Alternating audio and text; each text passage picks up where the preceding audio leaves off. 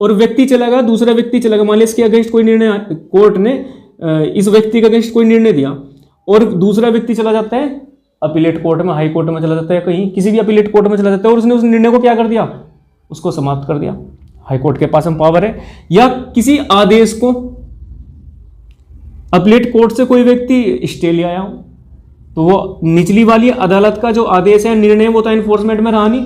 और यह सेक्शन कब अप्लाई होगी कि जब ऐसा निर्णय या आदेश एनफोर्समेंट में हो। उस दौरान यदि ये व्यक्ति कोई एक्ट करता है इस निर्णय को के अनुसरण में या आदेश के अनुसरण में कोई एक्ट करता है तो अपराध नहीं, अदरवाइज अपराध होगा। मैं फिर से बताता हूं कि न्यायालय ने एक निर्णय या आदेश दिया कि इस व्यक्ति की प्रॉपर्टी को कुर्क कर लिया जाए और ये व्यक्ति हाई कोर्ट में, अपीलेट कोर्ट में चला गया इस आदेश या निर्णय के अगेंस्ट और हाई कोर्ट ने उस निर्णय या आदेश को क्या कर दिया, फिनिश कर दिया, खत्म कर दिया। समझ गए? तो एनफोर्समेंट में तो ना, एनफोर्समेंट में जब वो नहीं रहा, यदि उस ना रहने के दौरान अगर ये कोई एक्ट करता है फिर तो ऑफेंस हो सकता है। समझ गए? नहीं समझ गए?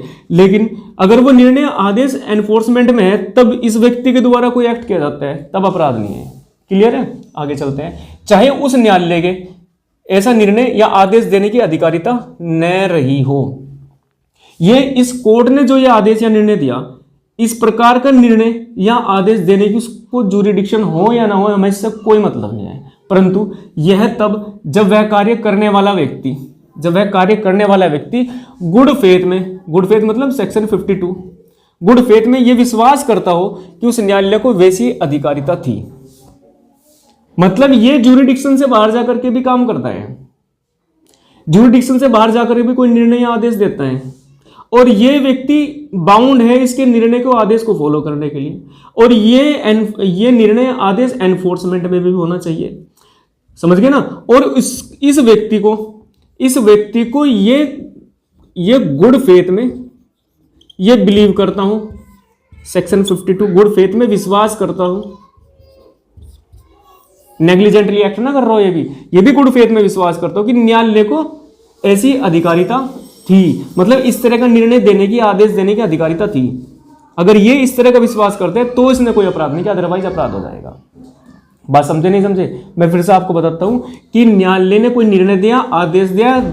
दूसरी बात क्या है कि ये निर्णय आदेश एनफोर्समेंट में भी होना चाहिए। इस निर्णय आदेश को फॉलो कोई और व्यक्ति कर रहा, जैसे अरेस्ट ऑर्डर हो गया, अरेस्ट करता है ये व्यक्ति, पुलिस वाले है, किसी को अरेस्ट करता है, वारंट के दिन अरेस्ट करता है। समझ गए ना? किसी प्रॉपर्टी, किसी को कब्जा दिलाना, तो कब्जा दिलवाने के लिए गए ये पुलिस वाला है। या फिर कोई भी अन्य एक्ट करता है, लेकिन एक्ट करता है निर्णय आदेश के अनुसरण में। एक बात, ये निर्णय आदेश एनफोर्समेंट में होना चाहिए। और जब ये व्यक्ति न्यायालय के निर्णय आदेश को फॉलो